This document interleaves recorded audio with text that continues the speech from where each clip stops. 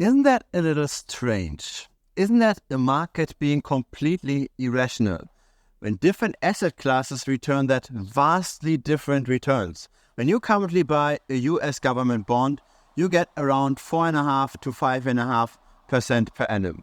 If you buy property though, you only get around 3% maybe, if you're lucky, right, depending on where you are in the world.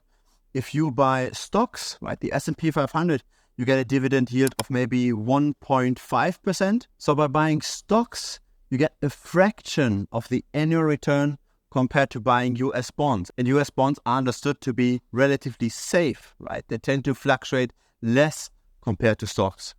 So what's going on here, right? Why are the yields so incredibly different for all of those different asset classes? Why would anybody consider buying stocks instead of bonds? Now, the first intuitive response to this is price development, right? Why are you actually buying stocks?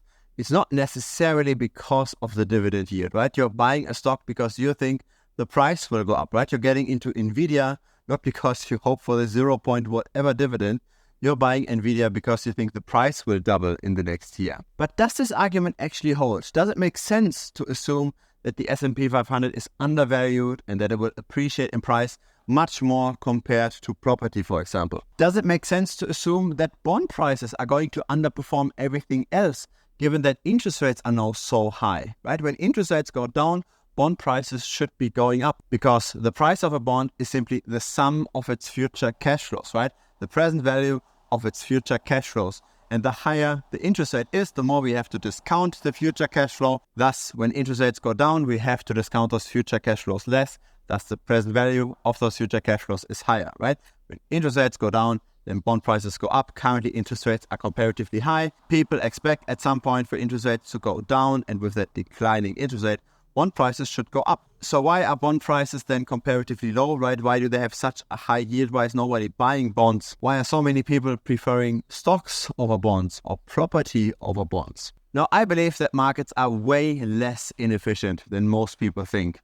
I don't think that the Einsteins of this world eliminated all market efficiencies and that all the different asset classes are properly priced against one another. Why else is there such a vast difference between the affordability of property across different countries, right? Why does it take decades of income in order to buy a flat in Hong Kong, and why is it way easier to buy a similar flat in another major city, say Berlin? I think the root cause for this is not expectations around price developments or the rental yield numbers. I think the roots in all of this is cultural, because in Asia it is very important to own a house. You should have a house before you get married. Everybody aspires home ownership at one point.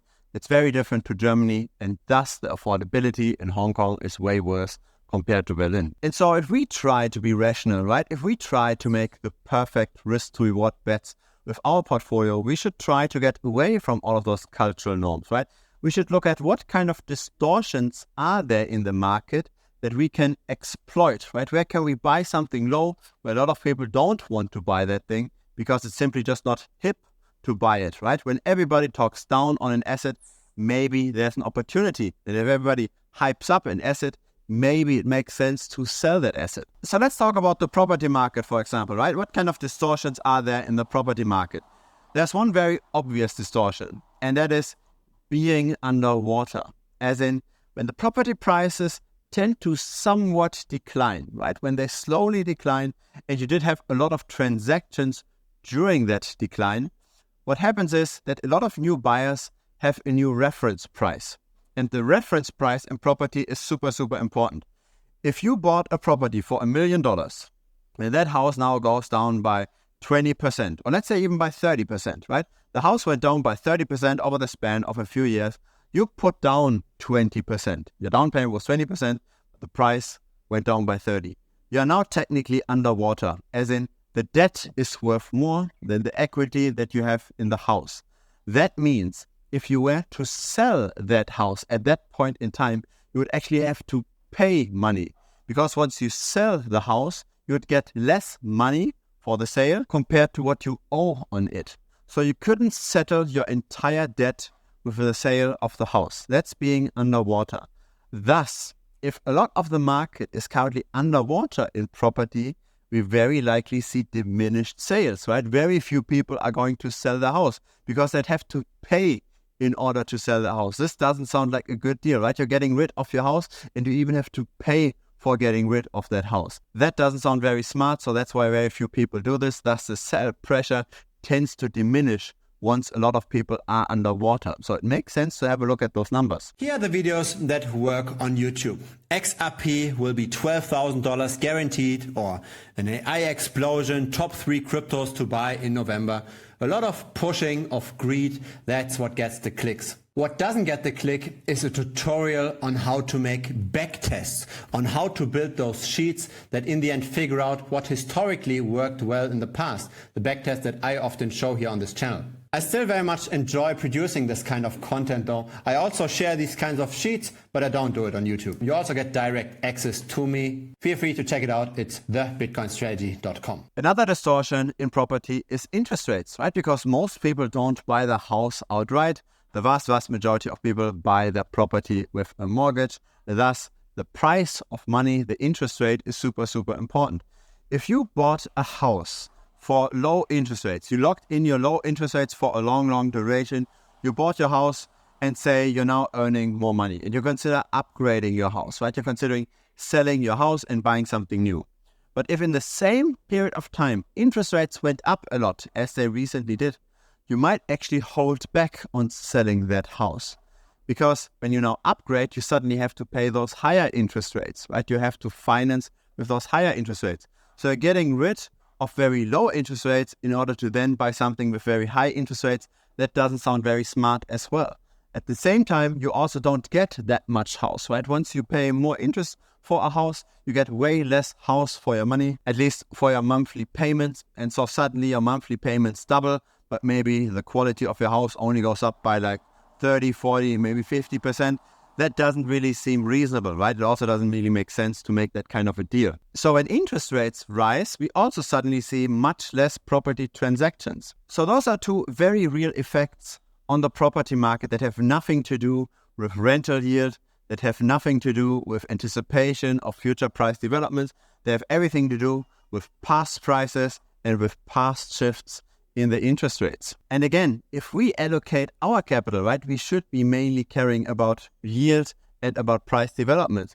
We shouldn't really care about anything else. It's important to know those kinds of effects, but it should not necessarily cloud our judgment of what really matters in the end. We want to get something that has a lot of yield and a lot of potential future price appreciation. This reference price effect also works for other assets. And I like this especially for the crypto market, for Bitcoin. Right? In Bitcoin, we've got a measure called the realized price. Now, I talk about the realized price very often on this channel. If you have never looked at a chart of the realized price, then I strongly recommend you to Google this now. Google realized price Bitcoin and save that chart in your bookmarks and watch that chart every now and then, every few weeks. Have a look at it and check where the current price is relative to the realized price. Because the realized price is the average cost basis of the entire market, right? The current price is simply just the price where recently a transaction happened. But when we look at all of the Bitcoin that have ever moved and we average out the prices of all of those Bitcoins, then we come to the realized price. In other words, if the current price is above the realized price, the market in aggregate is in profit. If the current price is below the realized price, then the market in aggregate is in losses. If the market is currently in aggregate in losses, then something similar to the property market happens, right? People could, in theory, sell if they're really worried, or if they really need the money. And that's not necessarily as strong of an effect compared to being underwater in property. But still, if you believe long-term that Bitcoin will appreciate because there's more money printing, because there's finite supply of Bitcoin, because Bitcoin will not get outlawed, because now we've got the Bitcoin ETF. If there is a belief in the long-term survival of Bitcoin, and currently the market in aggregate is below the realized price, then this is a very nice buying opportunity. This is a buying opportunity that you don't get often. You get it only every few years. And that's when it makes sense to get really heavily into Bitcoin. Again, this has nothing to do with the long-term adoption charts of Bitcoin. It has nothing to do with the number of transactions in Bitcoin. It has simply just everything to do with a psychological effect that tends to overrule a lot in the financial markets. So I do not believe in the rationality of financial markets that simply just act based on yields, based on expected returns, based on price appreciation. I believe financial markets are way more complex. They're very cultural driven. They're very much psychological, individually driven. And it does make sense to take those effects into account, but it still is very, very important to try to stay rational in this market, to try to exploit those inefficiencies that come from all of those psychological effects. So do I believe that bonds are currently a good deal? Yes, I think so. It's not very fashionable to buy bonds, but I do believe that at some point in time, interest rates will come down. I do believe that especially long-term government bonds will appreciate due to that in price. And I think it's a very nice diversifier versus Bitcoin and versus stocks, because most people don't properly diversify. And you do want to have something that doesn't move with the rest of the market so that you can take advantage of those drops when Bitcoin crashes or when the stock market crashes, right? Nothing goes up forever, but very often we've got very low correlation across asset classes. We have high correlation within an asset class, right? As in property goes up and down. Pretty much any house goes up and down in the same kind of manner. Pretty much any stock goes up and down in the same kind of manner. All cryptocurrencies go up and down on the same day. But when you look at different asset classes, you have a very nice diversifier. So you've got low correlation across asset classes. You've got high correlation within an asset class. So if you want to get diversification, buy different asset classes. Don't just buy 20, 30 different altcoins. Instead, have some bonds, have some stock, have some gold, have some crypto, have it all. And if something crashes and you still believe in the asset during the crash, then buy up that dip and sell the stuff then to went up a lot.